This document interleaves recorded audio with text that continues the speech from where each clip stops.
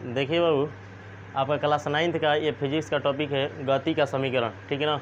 Motion equations जो आपको 3 गो होते हैं, वो तीनों के तीनों गति के समीकरण को सिद्ध करेंगे आज, ठीक है। आपको ग्राफीय विधि से यानी कि आपका ग्राफिकल मेथड होंगे, इसको सिद्ध करने के कैसे तरीके होते हैं, ठीक है। आपको तीनों इक्वेशन को आप सिद्ध करेंगे। पहला इक्वेशन होता है v बराबर u प्लस ए टी, दूसरा होता है s बराबर E T plus half A T square, और तीसरा होता है v स्क्वायर बराबर यू स्क्वायर प्लस के 2as। तीनों समीकरणों को सिद्ध करेंगे आज, ठीक है ना। देखिए स्टार्ट करते हैं, अब गति के समीकरण को सिद्ध करना स्टार्ट करते हैं। पहले लिख देते हैं आपको गति के समीकरण, गति के समीकरण, गति के समीकरण यानी कि इक्वेशंस ऑफ मोशन, ठीक है ना। इक्वेशन ऑफ मोशन, पहला आपको समीकरण होता है v बराबर u प्लस के ए टी, ठीक है। पहला ई सिद्ध करेंगे।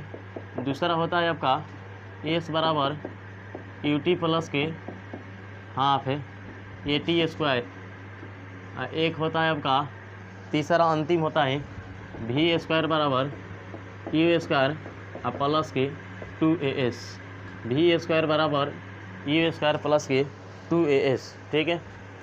देखिए बाबू बात का बोले, पहला v बराबर u प्लस के टी, s बराबर E T plus half A T square, ये होता है आपका v स्क्वायर बराबर यू स्क्वायर प्लस के 2as, ठीक है ना। देखिए अब तीनों को सिद्ध करने के लिए पहले ग्राफीय मेथड से सिद्ध करेंगे। ग्राफिकल मेथड सिद्ध करने का तरीका आपका ग्राफिकल मेथड यानी कि ग्राफीय विधि से सिद्ध करेंगे, ठीक है। पहला स्टार्ट करेंगे, फिर दूसरा, फिर तीसरा, ठीक है ना। पहले इसके लिए ग्राफीय विधि से हल करने की बातें बोला है, तो पहले ग्राफ इसके लिए खींचेंगे, ठीक है। आज ये खींचते हैं ग्राफ। पहले देखिएगा, कोई कण होगा, कोई कण की स्थिति आपके बेग के साथ है, बेग उनके बदलेंगे आपके समय के अनुसार, ठीक है। उस स्थितियों को दिखाकर बेग के समय ग्राफ खींचेंगे, ठीक है ना। बेग समय ग्राफ के साथ उसको हम दर्शाएंगे। चलिए बाबू दिखाते हैं आपको बात। यहाँ पर ओरिजिन पॉइंट से कोई अपना कण स्टार्ट करता है चलना, ठीक है। ये बिंदु पर पहुँचता है और वहाँ पर जाने के बाद वो यू बेग से यहाँ पर पहुँचता है। उसका बेग जो है आपका यू है, यू बेग से वो पहुँचता है, ठीक है। अब यहाँ से वह पहुँचता है किसी दूसरे पॉइंट पर, जिस पॉइंट का नाम कुछ देंगे अभी, ठीक है ना। इधर आपको ये आपका बेग को दर्शाएगा, वेग यानी कि वेलोसिटी को दर्शाएगा। ये ऊपर से नीचे इस तरह से जो दिखाया गया है, ये आपको ग्राफ जो है उदाग्र वाली, ये आपको बेग को दर्शाएगा, ठीक है ना। तो इस तरह ये बेग का होगा और नीचे में समय के साथ ही बदलेंगे, ठीक है। तो नीचे में समय होगा, इधर में होगा आपका समय, यानी कि इसको टी से दर्शाते हैं, और इधर समय जो है उसको आप बदलते रहेगा, उसको भी दर्शाएंगे नहीं, ठीक है। इधर आपका समय के लिए, ये आपका हो गया बेग के लिए, तो ये ग्राफ का नाम हो गया बेग समय ग्राफ, ग्राफ का नाम बेग समय ग्राफ, ठीक है ना। अब देखिए यहाँ से स्थिति यहाँ पर आया, कोई कण अभी नाम नहीं लिखेंगे। अब यहाँ से यू बेग से आया है, अब यहाँ से यहाँ इसका बेग बदल कर भी बेग हो गया और टाइम इसमें कुछ लग गया। यहाँ से यहाँ इसका बेग जो है भी हो गया और टाइम कुछ लिया, ठीक है। अब स्थिति देखते हैं, बताते हैं आपको। देखिए इसको हम एक दूसरे को डॉटेड लाइन से दिखाकर एक दूसरे के ऊपर परपेंडिकुलर लाइनें खींच दिए। एक दूसरे के ऊपर परपेंडिकुलर लाइनें खींचकर अब इसका नाम देते हैं, यहाँ से ई गया आपका बी पॉइंट पर, यहाँ पर आया, फिर यहाँ पर मिला सी पॉइंट, यहाँ दे दिए। अब सी हो गया, ये आपका यहाँ पर डी दे देते हैं, डी दे देते हैं, और आपका यहाँ पर पॉइंट को आपको ई दे देते हैं, ठीक है। यहाँ के पॉइंट को आपको ई दे देते हैं, ठीक है। तो देख लीजिए पॉइंट अपना, ए यहाँ पर है, बी यहाँ पर है, सी यहाँ पर है, डी यहाँ पर है, ई यहाँ पर है। आप नंबरिंग किसी तरह से कर सकते हैं, कोई दिक्कत ना, ठीक है ना। लेकिन नंबरिंग कीजिएगा ढंग से कीजिएगा, सी सही होना चाहिए नंबरिंग, ठीक है। तो ए सीधा कर दिए, बी यहाँ पर, सी यहाँ पर, अब यहाँ पर ला के कर दिए डी, यहाँ पर ला के कर दिए ई। तो देखिए यहाँ पर कोई आपका पार्टिकल है, कोई कण है आपका, यहाँ से ओरिजिन पॉइंट से चला और ए बिंदु पर आया यू बेग के साथ। इसका वेलोसिटी जो आपका वेग जो है यू है, और यहाँ से ए पॉइंट से फिर अब यहाँ से 0 से डी उसको जाना है, तो यहाँ से वो वेग को बदल कर बेग को अपना भी कर लेता है, बेग को भी कर लेता है, अपना कुछ टाइम लेता है। यहाँ पर 0 टाइम पे गया है, यहाँ पर आपको यू बेग से चला है, और यहाँ पर भी बेग से चला है, 0 से ए यू बेग से, और 0 से डी, यानी कि यहाँ से यहाँ जो गया 0 मत कहिए, सीधा ओ कह दीजिएगा, ओरिजिन पॉइंट, ठीक ना। आप 0 नहीं कहिएगा तो ठीक है, ओरिजिन पॉइंट कहिएगा। ओ से डी गया आपको v वेग से, यानी कि वेलोसिटी उसका अंतिम वाला हो गया v। ठीक है, इधर आपको t समय दिखाया गया है, यहाँ से स्थिति जो दिखाया गया है 0 से e के बीच में, यानी कि वस्तु a से जब b गई है, a से वस्तु जब b गई है तो t टाइम लिया है। टाइम को इसलिए दर्शाया गया है, यहाँ से a से b वस्तु गई है तो वहाँ पर टाइम t लिया है। ठीक है, अभी स्टार्ट करते हैं कैसे कैसे क्या क्या लिखे क्या बोले।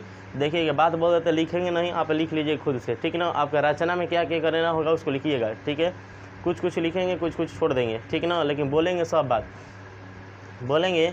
यहाँ पर एक आपको रचना किया गया है वेग समय ग्राफ का, और यहाँ पर ओ से ओ ए कोई यहाँ पर कोई वस्तु ओ से ए पॉइंट पर गया या और यू वेग के साथ में, और फिर ए से आपको यहाँ पर दर्शाया गया बी के सापेक्ष, यानी कि ए से डी पर फिर गया, यानी कि ओ से डी पर गया, उसका वेग बदल कर भी हो गया और टाइम कुछ लिया टी टाइम में लिया, टाइम हो गया टी।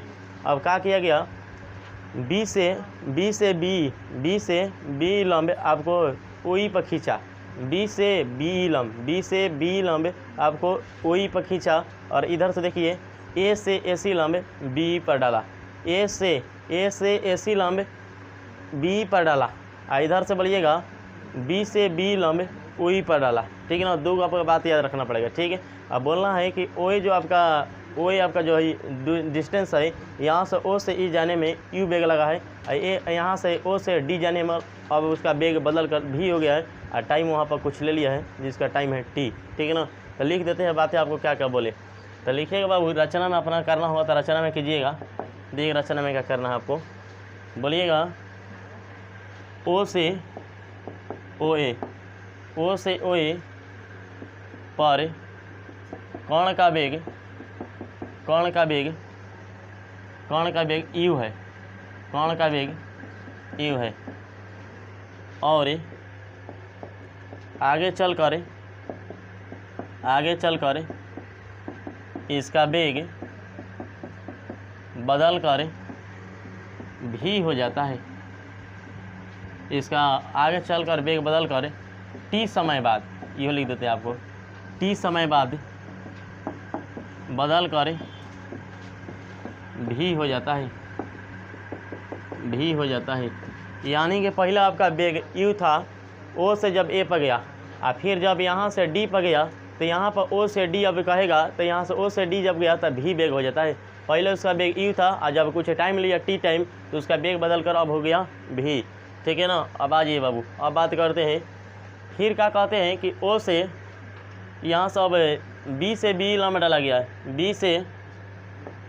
बी से बी लंब परपेंडिकुलर लिखा हुआ है, बी से बी लंब आपको ओई पर डाला, बी से बी लंब ओई पर डाला। अब इधर से देख लीजिए बी से बी किस पर डाला, ओई पर डाला। अब इसका इस पर आ जाइए, ए से ए सी आपको बी पर डाला, एगो और है आपको ए से ए आपको परपेंडिकुलर है, यानी कि लंब डाला गया है किस पर, तब बी पर डाला गया है। ये आपको कुछ पॉइंट आपको लिख लेना पड़ेगा, आगे चल के काम देगा रचना में। ठीक है ना, ए से ए सी लंब बी पर डाला, ए से ए सी लंब ए से ए सी लंब बी पर डाला। अब आ जाइए, अब इसके बाद ये रचना कुछ कर दिए, तब आपको पॉइंट लिख देते हैं कौन कौन कहाँ पर है। और ओ से ओ ई जो लिखा गया है टी समय के लिए लिखा गया है, तो ओ ई बराबर टी है, आपको डिस्टेंस के रूप में रखना होगा। इस समय को दर्शा रहा है ओ से ओ ई। ठीक ना, यहाँ पर टी समय लग रहा है, दिखा रहा है। अब यहाँ पर ओ से ओ ए आपका यहाँ यू माना गया है। अब वहाँ से ओ से डी जब गया है, ओ से डी, तो वहाँ पर आपको भी माना गया है। ठीक है ना, यानी कि ई आपको डिस्टेंस के रूप में रखना होगा, तो यू रखना होगा, क्योंकि ओ से वस्तु ओ ए पर गई है तो यू वेग ली है, और ओ से वस्तु डी पर गई है तब भी वेग हो गया है, अब बदल कर यू से बदल कर हो गया भी वेग। यहाँ से जब वहाँ गया है तो आपको टी पॉइंट लिया है, टी समय लिया है, ये आपको दिखाया गया यहाँ से यहाँ वस्तुएं आ गई। ठीक है ना, इधर जो दर्शाया गया आपको समय के लिए, इधर जो ऊपर में दिखाया गया है वो आपको दिखाया गया आपको वेग के लिए। ठीक है ना, अब देखिए वो स्टार्ट करते हैं काम आपका सिद्ध करने का। ये अपना रचना याद रखिए कि इस तरह से आपको रचना पहले करना पड़ेगा कुछ पॉइंटों के लिए, तब इसके बाद अब लिखना स्टार्ट किए सिद्ध करने के लिए। देख लीजिए, अब इसको हम इरेज करते हैं। ठीक है ना, इरेज करते हैं, बिटार देते हैं, तब हम आगे सिद्ध करना स्टार्ट करेंगे। ठीक है, देखिए अब जो पॉइंट के लिए जो माने हैं बातें उसको हम लिख देते हैं। क्या माने, देखिए यहाँ पर ओ ए यहाँ पर दिखाई दे रहा है। ओ ए के लिए क्या माने हैं, छोटका में यू माने हैं। ओ ए छोटका में आपका क्या है, यू है, ई प्रारंभिक वेग हुआ, ठीक है। अब देखिए आगे वहाँ पर क्या माने, ओ से डी, उसके लिए हम क्या माने हैं, भी माने हैं, ठीक है। ओ से डी आपको भी माने हैं, सब आपको स्मॉल में रखना पड़ेगा, ठीक है ना। ओ से डी आपको क्या माने हैं, भी माने हैं। और देख लिए ओ से ओ ई समय को दिखा रहा है, तो ये आपका टी है। ओ से ओ ई यानी कि ओ ई जो है आपका क्या है, टी है, ठीक है ना। इतना करने के बाद अब स्टार्ट करते हैं बातें, अब सिद्ध करने के लिए पहला स्टार्ट करते हैं, ठीक है ना। देखिएगा पहला आपको सिद्ध करेंगे भी बराबर यू प्लस ए टी। देखिएगा बात बताते हैं, आपको याद होगा इस पाठ में वेग पढ़े होंगे, त्वरण पढ़े होंगे, विस्थापन पढ़े होंगे, ठीक है। तो आपको पहले परिभाषा मालूम होगा कि त्वरण कहते किसे, तो कहता है त्वरण की परिभाषा एक्सीलरेशन, त्वरण कहता है कि वेग में परिवर्तन जो होता है, वेग में परिवर्तन की दर, दर का मतलब होता है इकाई पर, तब वेग में परिवर्तन बाटा में समय जो होता है वो कहलाता है आपका त्वरण। ये बात आपको पहले ही बेसिक आपको मालूम होगा, परिभाषा में आपको पढ़ाएगा होगा कि त्वरण जो होता है यानी कि एक्सीलरेशन, वेग में परिवर्तन और समय के अनुपात को कहा जाता है, यानी कि वेग में परिवर्तन की दर जो होती है वो क्या कहलाती है, आपको त्वरण कहलाती है, ठीक है ना। तो इस तरह से वेग में परिवर्तन देखिएगा, अब स्टार्ट करते हैं। अब यहाँ पर मान लेते हैं हम त्वरण के लिए एक्सीलरेशन यानी कि त्वरण के लिए हम मान लिए हैं कि लेट एक लेट किए हैं, हम ए मान लिए हैं, ठीक है ना। आ जाइए, तो यहाँ पर त्वरण के लिए हम ए लिखते हैं, ठीक है, ठीक। अब बात बोला कि वेग में परिवर्तन का मतलब होता है कि वेग में अंतर कितना का है, पहले वेग कितना था अब बदल कर कितना हो गया। अब हम बातें कहते हैं कि दो लोग हैं, एक लोग का उम्र है 10 साल है, एक लोग का 20 साल उम्र है। अगर हम कहें इसमें अंतर कितना का है तो कहिएगा 10 के। कैसे मालूम किए, तो अंतिम माइनस शुरू किए तो आपका 10 आ गया, चाहे 10 है अंतर है, डिफरेंस कीजिएगा 20 के तो आ गया आपका अंतर 10। तो ये बात कैसे की है, ये कहें कि ए और बी में अंतर कितना का है तो कहें 10 के, कैसे तो दोनों के माइनस करके माइनस कीजिएगा, पॉजिटिव वैल्यू लाना होगा तो आपको बड़ा में से छोटा घटाना पड़ेगा, ठीक है ना। तो इस तरह से 20 में से 10 गया, आपको 10 बच गया। तो सुनिए अब बाबू बातें, कहता है कि वेग में परिवर्तन, तो उसी तरह से पूछेंगे कि 10 से 20 हो गया, 10 से किसी का उम्र 20 हो गया, किसी का उम्र 10 है, अब बदल कर कुछ सालों के बाद उसी का उम्र 20 हो गया। अब मान लेते हैं किसी का उम्र पहले 10 था और कुछ साल बीता उसका उम्र अब 20 हो गया, तो कोई पूछेगा अब उसमें परिवर्तन कितना हो गया, उसमें परिवर्तन कितना हुआ, तो 10। कहिए कैसे निकालें, तो देखिए जो अंतिम हुआ है उस अंतिम में से शुरू को घटा दिए तो मालूम चल गया 10, यानी कि परिवर्तन कितना हुआ 10 का। तो किस में परिवर्तन हुआ, उम्र में परिवर्तन हुआ। उसी तरह से हम पूछें कि वेग में परिवर्तन के लिए बातें कहेगा तो कहेगा अंतिम वेग माइनस के शुरू वेग, जिसे इस तरह से लिखा है अंतिम या माइनस के शुरू उसका उम्र निकाल दिए तो 10 साल का परिवर्तन हुआ, यानी कि अंतर उसका 10 साल का। तो उसी तरह से वेग में परिवर्तन यानी कि अंतिम वेग माइनस के शुरू वेग, तो ऐसा नहीं बजा था आपका बड़ा वेग और छोटका वेग निकाल दीजिए, तो बड़ा वाला वेग यानी कि अंतिम वेग आपका भी है और आपको शुरू वाला वेग जो है यू है, और समय के लिए माने हैं क्या बाबू, टी, तब भी माइनस यू बटा में टी। आ जाइए, अब यहाँ से करने के बाद आपका और बताते हैं तुरंत अब सिद्ध हो जाएगा। पहला आपका बहुत छोटा होता है, इसके बाद कुछ कुछ बड़ा आएगा, ठीक है ना। देखिए अब आपको क्रॉस लाइन से सीधा गुणा कर दीजिए तो 80 हो गया, इधर से बचा भी माइनस के यू, ठीक है ना, छोड़ दीजिए यहीं पर आप यू को छोड़ दीजिए, यहाँ पर भी को छोड़ दीजिए, भी को छोड़ दीजिएगा तो 80 और उधर से माइनस की यू है तो इधर रहेगा तो प्लस की हो जाएगा। इसको आगे पीछे लिख सकते कोई दिक्कत ना, भी बराबर यू प्लस के 80, देख लीजिएगा यही सिद्ध करना होगा आपको, भी बराबर यू प्लस के 80 लिखिएगा पी आर ओ भी डी प्रूव्ड, यानी कि सत्यापित हो गया, ठीक है ना। तो ये आपका पहला इक्वेशन हुआ भी बराबर यू प्लस 80 आपका सत्यापित हो गया। इस इक्वेशन का नाम क्या होता है आपको वो भी बताते हैं, कैसे आप नाम किसी का पहचान कीजिएगा वो भी बताते हैं, ठीक है ना। आपको एक बात बताते हैं, आपका बुक में जानते हैं कैसे सिद्ध कराया गया होगा, ढाल के अनुसार कराया होगा कि ढाल दिया हुआ है और ढाल के जो अनुपात से सिद्ध कराया जाता है, जानते हैं कैसे, सुनिएगा वो भी बताते हैं आपको। ये आपका आसान तरीका बताएं लेकिन इनडायरेक्ट मेथड है, आपको सूत्र याद रहेगा तब बनेगा। सुनिएगा, कहता है कि ढाल जो होता है ना, ढाल जो होता है किसी का ढाल, आपको एक्स और वाई के अनुपातों को कहा जाता है ढाल। एक्स और किसी सतह के सापेक्ष आपको एक्स और वाई के अनुपातें जो होती है ढाल कहा जाता है। देखिएगा इसको कहते हैं, ये आपका वाई एक्सिस है, ये आपका एक्स एक्सिस है, ठीक है ना।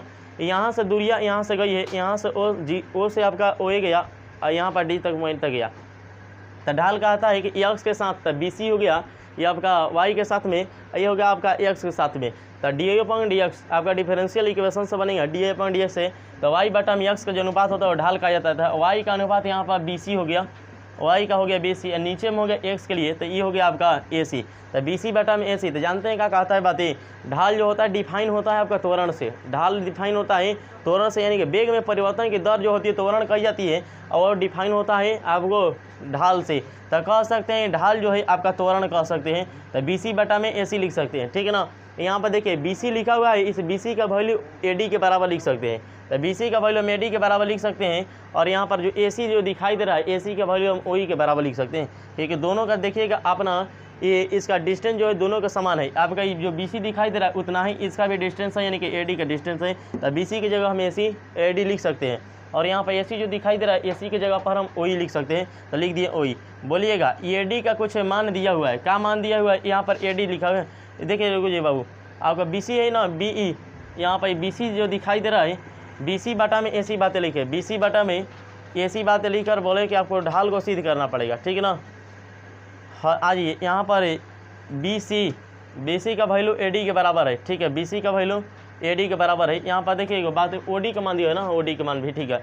यहाँ पर AD है आपका V, ठीक है ना, AD आपका OD कितना है V, यहाँ से यहाँ तक पॉइंट जो माना गया इसको नहीं लिखा गया है, ये आपको यहाँ से यहाँ तक लिखा गया है आपको V, ठीक है ना, याद रखिएगा।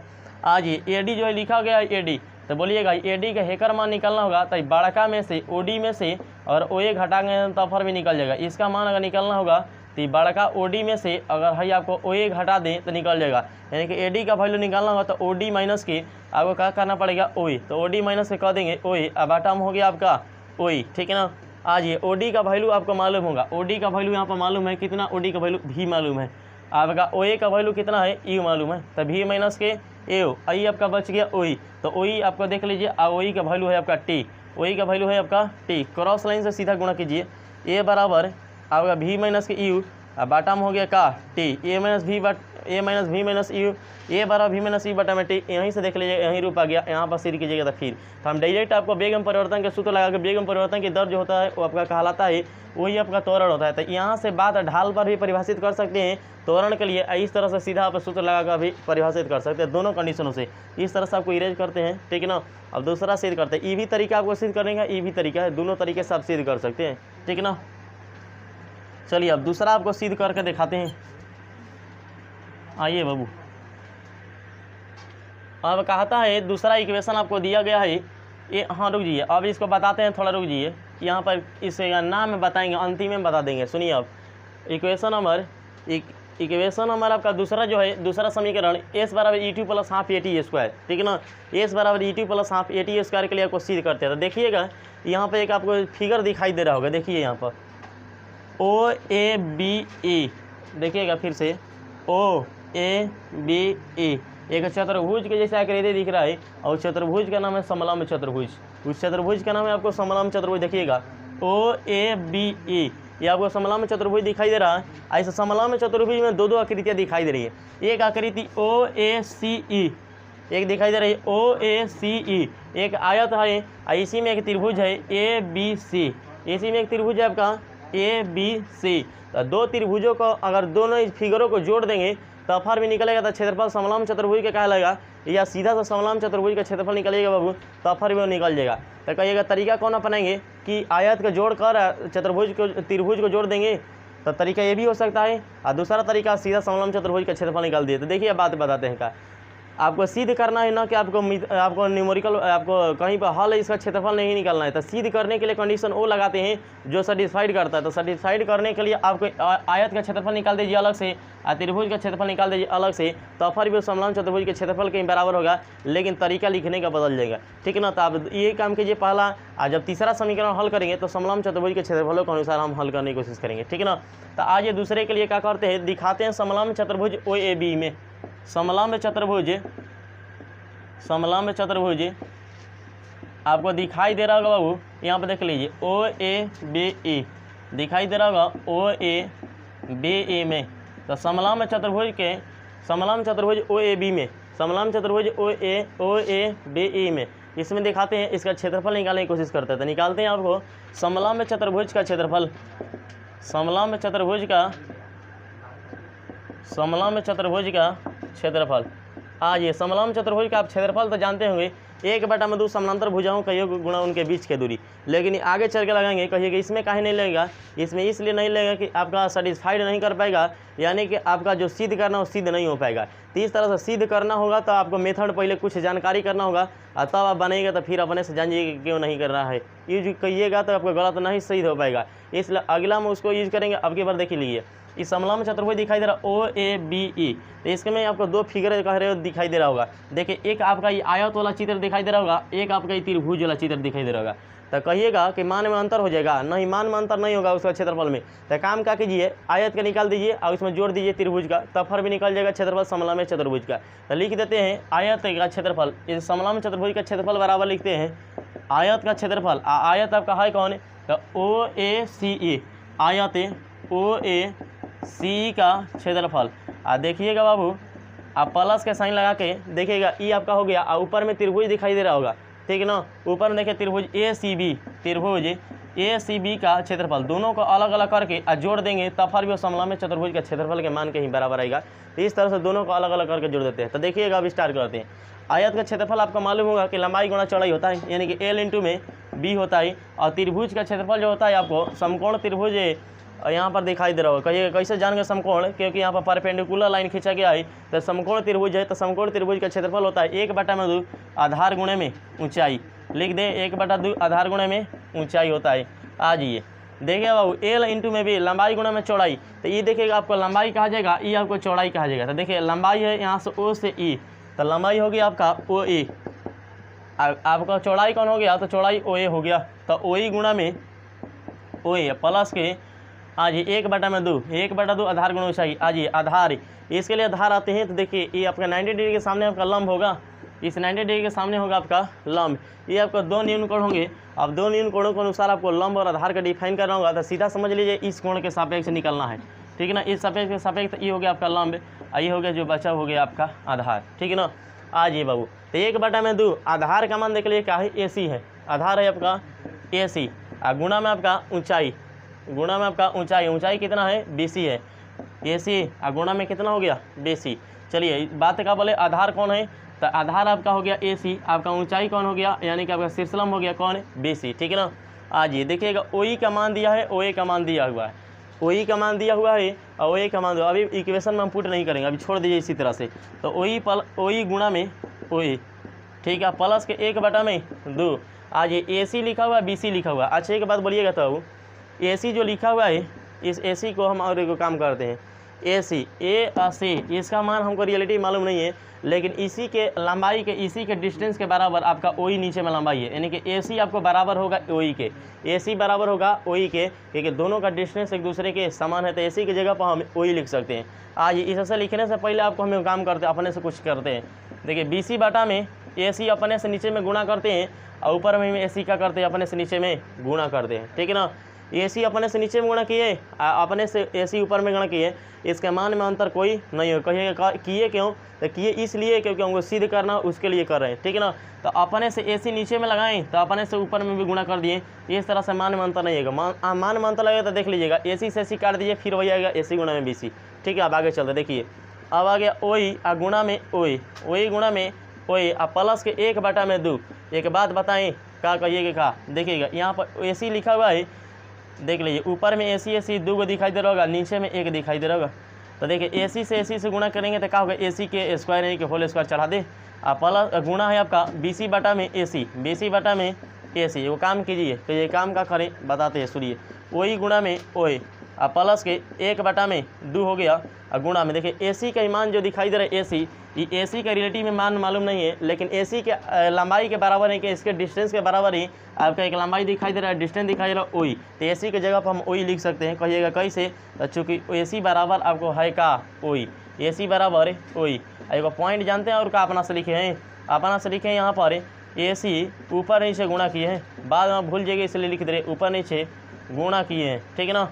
आ जाइए, अब दिखाई दे रहा है BC बटा में AC, BC बटा में AC, देखिएगा BC बटा में AC आपको ऊपर में चल कर दिखाएंगे, यहाँ पर देख लीजिए BC या बटा में AC, BC बटा में AC दिखाई दे रहा है, BC बटा में AC। कहिएगा ये है का BC बटा में AC, तो आपको जस्ट जब ढाल के लिए परिभाषा बता रहे थे तो BC बटा में AC बोल रहे थे, कि ढाल जो होता है वेग में परिवर्तन की दर से सापेक्ष उसके साथ परिभाषित होता है, यानी कि BC बटा में AC जो आपका ढाल है, और ढाल जो बातें बोल रहे थे, तो ढाल जो परिभाषित होता है वेग में परिवर्तन की दर से, और वेग में परिवर्तन की दर से आपको परिभाषित होता है ढाल, और वेग में परिवर्तन की दर को कहते हैं ढाल, यानी कि त्वरण कहते हैं। तो ढाल का मतलब हो गया A लिख सकते हैं, ठीक है ना। यानी कि BC बटा में AC आपको सिद्ध कर रहे थे पहला में, तो BC बटा में AC बराबर आया था A, ठीक है ना। तो इस जगह पर BC बटा में AC की जगह पर हम क्या लिख सकते हैं, A लिख सकते हैं। बोलिएगा OE का मान उसमें दिया माने हुए हैं, देखिए OE बराबर का है T है, और यहाँ पर OA का मान का है, OA का मान U है। आज 1 बटा में 2, बोलिएगा OE है ना, ये OE का मान यहाँ पर दिया हुआ है कितना है, T है, इस पर होल स्क्वायर तो T के स्क्वायर चढ़ा देंगे, ठीक है। यहाँ पर बोलिए BC बटा में AC, अब इसके जगह पर क्या लिखेंगे, A स्क्वायर A लिखेंगे, ठीक है ना। BC बटा में AC यहाँ पर कैसे, तो BC बटा AC का मतलब हो गया ढाल, और ढाल का मतलब हो गया आपका वेग में परिवर्तन की दर से सापेक्ष ये परिभाषित होता है, तो यानी कि त्वरण हो गया, ये आपका हो गया A। तो देखिएगा U से T से गुणा कर जाता है UT, और प्लस के हाफ 8 से T स्क्वायर से कीजिए तो आगे पीछे कर दीजिए AT स्क्वायर, तो ET plus half AT square ये आपका आ गया। लेकिन यहाँ पर कहिएगा समलंब चतुर्भुज का क्षेत्रफल है, यहाँ से इसका विस्थापन के लिए हम S मान लेते हैं, इसका विस्थापन है आपका का S मान लेते हैं, विस्थापन है आपका, डिस्प्लेसमेंट जो है आपका S मान लेते हैं, ठीक है ना, डिस्प्लेसमेंट S। तो इस तरह से यहाँ पर क्षेत्रफल निकाले, तो इस तरह से उसका विस्थापन जो हुआ S से कर देते हैं डिनोट, तो इस तरह से आपका S लिख देते हैं हर जगह, ठीक है ना। S लिख दिए, तो S लिख दिए, तो बोले S बराबर ET प्लस के हाफ AT स्क्वायर आ गया।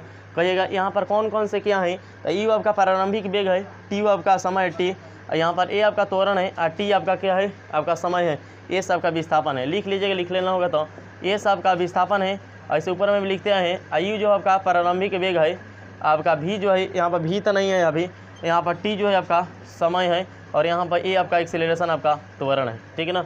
ये देख लीजिए बबू आपका, ठीक है। यहाँ पर दूसरा भी सिद्ध कर चुके हैं, अब आपको तीसरा सिद्ध करना होगा, V स्क्वायर बराबर U स्क्वायर प्लस के 2S। कहीं पर दिक्कत होगा तो बोलने की कोशिश कीजिएगा, ठीक है ना, फिर हम समझाने की कोशिश करेंगे। चलिए इरेज करते हैं। तब अब आपका बचा है अंतिम नंबर 3, आपका V स्क्वायर बराबर U स्क्वायर प्लस के 2S। इसी तरह से वो भी सिद्ध करते हैं, ठीक है ना। आ जाइए, यहाँ पर आपको एक पॉइंट ना बिटार रहे हैं, कौन नहीं बिटारेंगे, जो समलंब चतुर्भुज का क्षेत्रफल पर आपको जो बातें बताई है ना, वो अभी बिटारेंगे नहीं। BC बटा में AC भी नहीं बिटारेंगे अभी, ठीक है। BC बटा में AC आगे चल के काम पड़ेगा।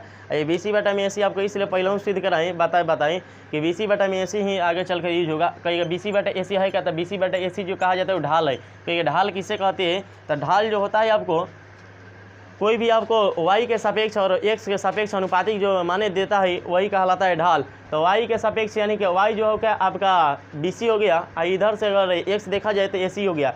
इस तरह से आपका BC जो दिखाई दे रहा है यहाँ पर वेग के लिए दर्शाया गया, AC जो आपको समय के तुलना कराइएगा। तो इस तरह से देखा जाए तो वेग में परिवर्तन है, नीचे में आपका समय है, तो वेग में परिवर्तन की दर जो होता है आपका त्वरण कहा जाता है, यानी ढाल आपको त्वरण कहा जा सकता है, ठीक है ना।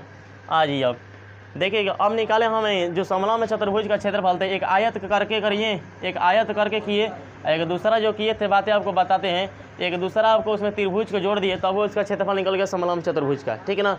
ये बात बोले तो समलंब चतुर्भुज OABE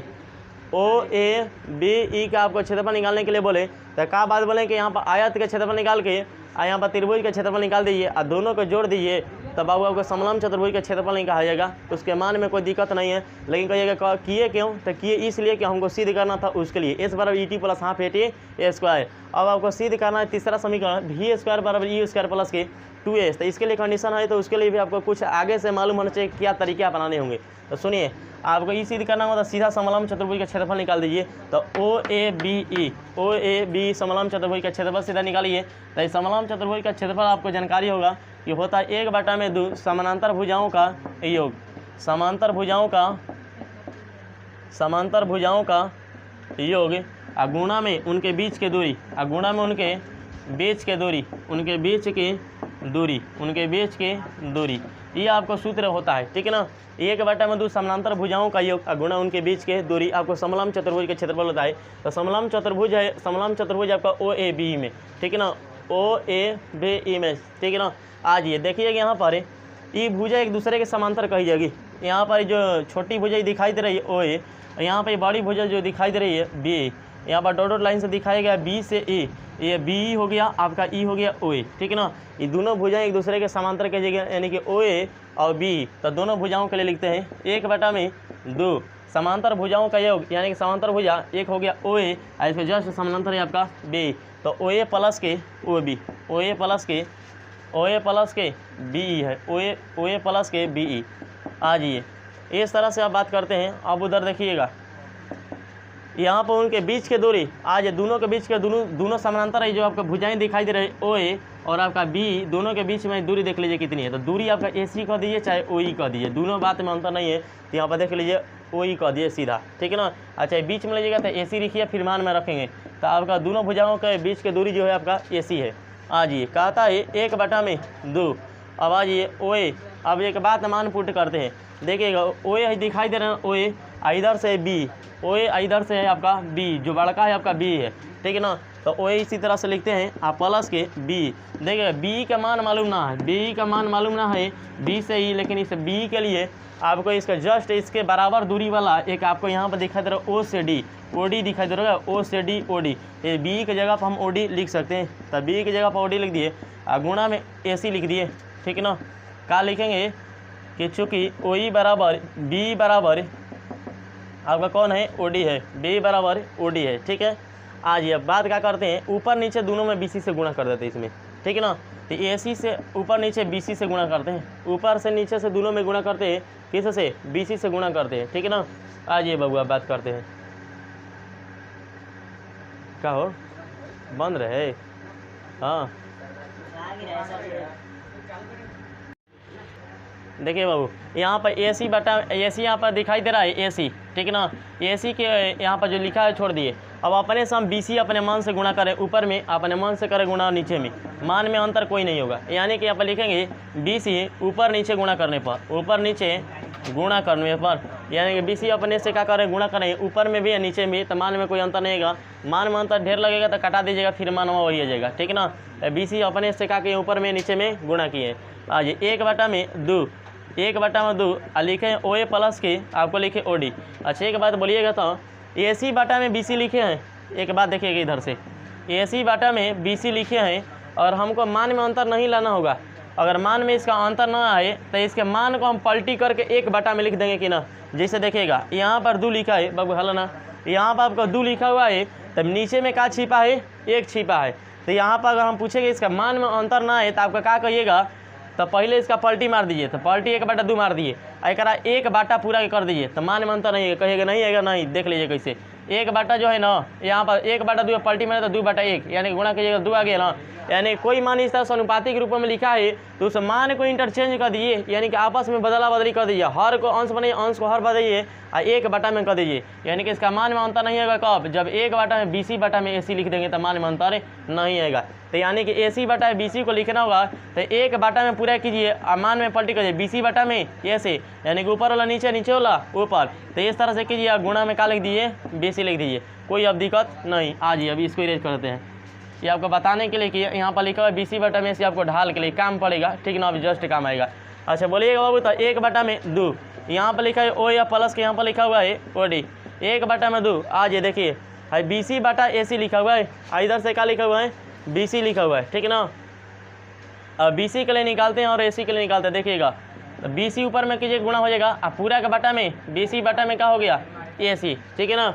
अब आज ये मान को पलटी करके लिखते हैं, 1/2 OA लिखा हुआ है और प्लस के OD लिखा हुआ है। आज ये यहाँ पर देखिए BC दिखाई दे रहा होगा, देखिए उधर से BC कहीं पर दिखाई दे रहा होगा, ये आपका BC दिखाई दे रहा है, BC, ये BC का मान अगर देखिएगा ना तब मालूम ना है, लेकिन इसी BC यानी कि इसी डिस्टेंस के बराबर यहाँ पर डिस्टेंस से दिखाई दे रहा होगा AD, तो BC की जगह पर हम AD लिख सकते हैं, BC की जगह पर AD लिख सकते हैं। तो इधर लिख दीजिए BC की जगह पर आप AD लिख दीजिए, बाटा में देखिए BC बटा में AC लिखा हुआ है, ठीक है ना, BC बटा में AC लिखा हुआ है, तो इस BC के लिए भी लिख दीजिएगा, चाहे अब आगे चल के काम करते हैं, ठीक है ना।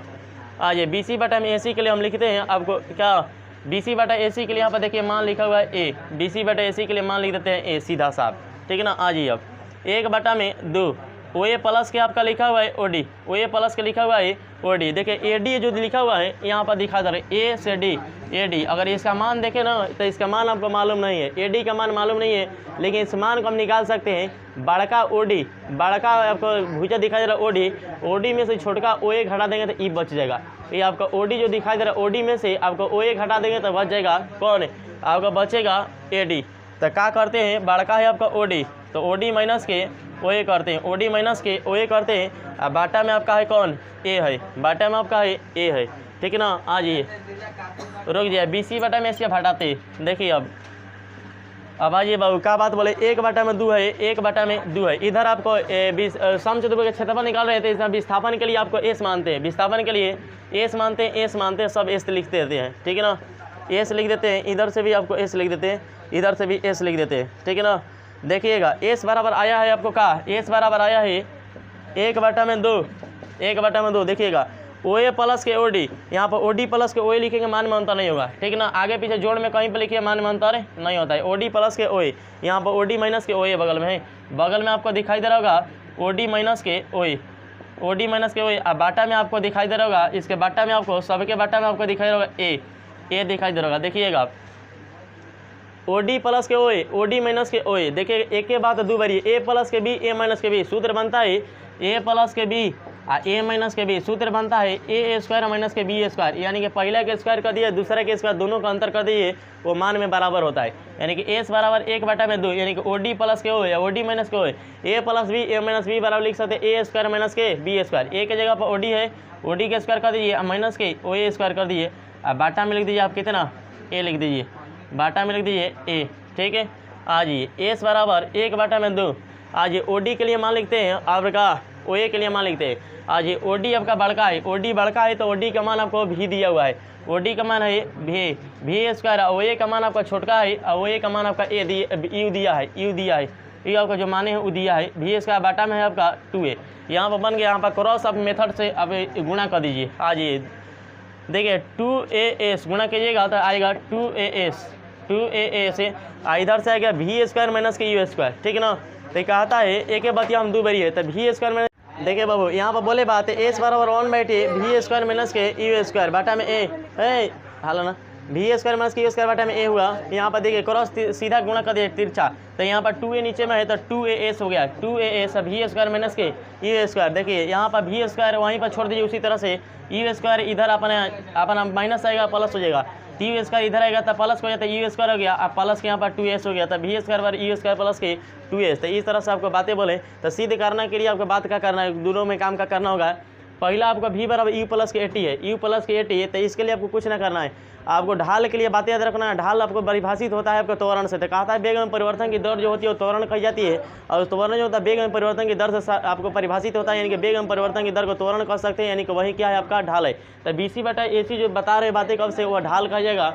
और वहाँ पे इस बार E2 plus half AT square यहाँ पर दिया गया है, तो इसमें कुछ ना करना, समलंब चतुर्भुज का क्षेत्रफल निकालिएगा, तो उसमें आयत एक ले लीजिएगा, एक आपको त्रिभुज ले लीजिएगा, दोनों का क्षेत्रफल निकालिएगा, बस जोड़ दीजिएगा, वहाँ पास पूरा समलंब चतुर्भुज का क्षेत्रफल आ जाएगा, सीध हो जाएगा।